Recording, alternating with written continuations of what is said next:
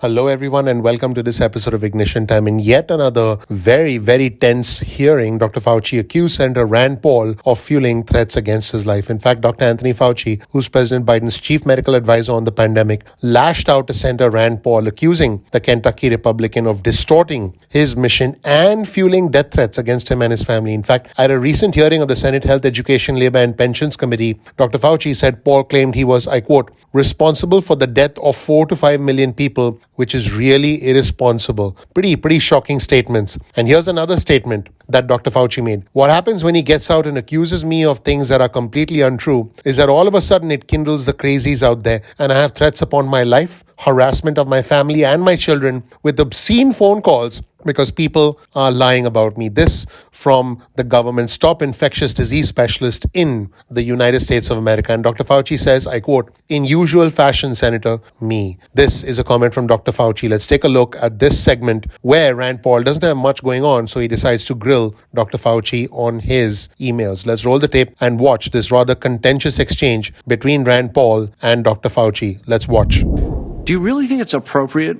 to use your $420,000 salary to attack scientists that disagree with you?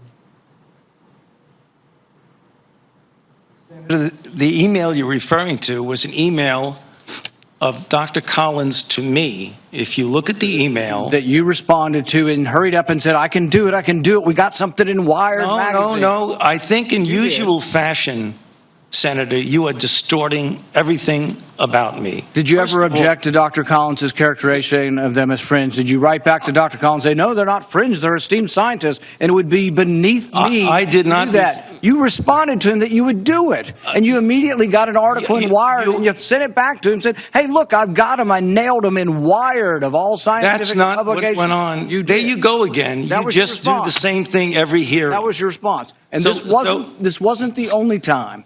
So your desire to take down people... You're absolutely incorrect. As usual, Senator, you are incorrect almost everything you say. Well, no, you deny, but the emails tell the truth of this. No. This wasn't the only time. Your desire to take down those who disagree with you didn't stop with Harvard, Oxford, and Stanford. You conspired with Peter Daszak, who you communicated with privately, and other members of the scientific community that wrote opinion pieces for Nature. 5 of them signed a paper for Nature, an opinion piece. 17 signed a paper that called it conspiracy theory, the idea that the virus could have originated in the lab. Do you think words like conspiracy theory should be in a scientific paper? Senator, I never used that word when I was referring to it. You're distorting virtually everything. Did you communicate with the 5 scientists who wrote the opinion piece in Nature where they were describing, there's no way this could have come from the lab? That was not me. Did you talk with any of those scientists privately?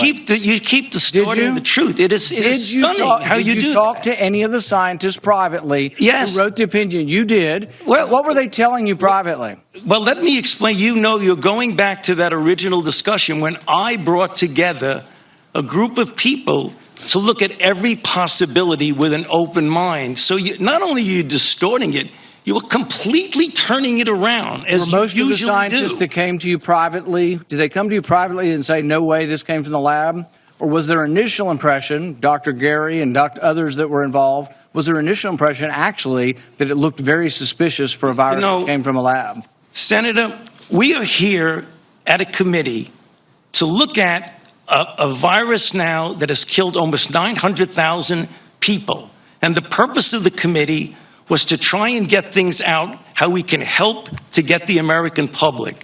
And you keep coming back to personal attacks on me that have absolutely no relevance to reality. Do you think Now, I can tell you that Dr. Fauci put Rand Paul in his place. In fact, Dr. Fauci said, why would a senator want to do this? If you go to Rand Paul's website and you see fire Dr. Fauci with a little box that says contribute here. So, and he accuses Rand Paul of, I quote, making a catastrophic epidemic for your political gain. In fact, let's show you Rand Paul's website on your screen right now, and you can see exactly how Dr. Fauci is calling out the completely bizarre psycho Rand Paul for actually demonizing Dr. Fauci and then using that to actually stir up trouble and to raise funds for his political endeavors. Folks, politics is about timing, opportunity, it's about tribalism, dividing people, us against them, and it's about perception. And Dr. Fauci calls out Rand Paul. Let's roll the tape and check out this really, really interesting segment where Dr. Fauci calls out Rand Paul. Let's watch. Why would Senator want to do this?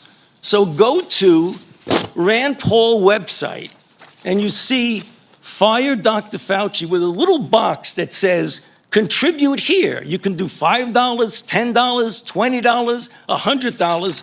So you are making a catastrophic epidemic for your political gain. So you have politically attacked your colleagues and in a politically reprehensible way attacked their reputations. And folks, here's an article from The Hill. A hot mic actually caught Dr. Fauci calling a Republican senator a moron. Yes, you heard that right. Here's the headline of an article from The Hill. White House Chief Medical Advisor Anthony Fauci was caught on a hot mic calling Senator Roger Marshall, who's a Republican from Kansas, a moron during his testimony. In fact, Marshall cited a Forbes story that reported that Dr. Fauci is the highest paid federal employee. He earned $434,312 in 2020. And Dr. Fauci said, I don't understand why you're asking me that question. My financial disclosure is public knowledge and has been so for the last 37 years or so. The big tech giants are doing an incredible job of keeping it from being public, Marshall said. We'll continue to look for it. Where would we find it? And Dr. Fauci said, all you have to do is ask for it. You're so misinformed. It's extraordinary. And after, I can't stop laughing, guys. After the back and forth ended, Dr. Fauci could be heard muttering, what a moron, and Jesus Christ in a clip that was actually tweeted by Medialite. Pretty incredible, folks. In fact, I'll tell you what, we actually have this clip. It's a hot mic moment of Dr. Fauci after he clashed with the Republican Senator Roger Marshall. He was caught muttering, what a moron, followed by Jesus Christ. Let's roll the tape and check out this hot mic moment featuring Dr. Anthony Fauci. Let's watch. Look, you are totally incorrect. Well, we look forward to Marshall, reviewing it. Senator Marshall, Dr. Fauci has answered you. It is public information, and he's happy to give it to you if you would ask. Senator Moran. What a moron. That's where we stand, everyone. Thank you so much for watching. Please click the like button. Please click subscribe. Please enable notifications. I appreciate you. I'm looking forward to seeing you in the next episode of Ignition Time. Take care. Bye.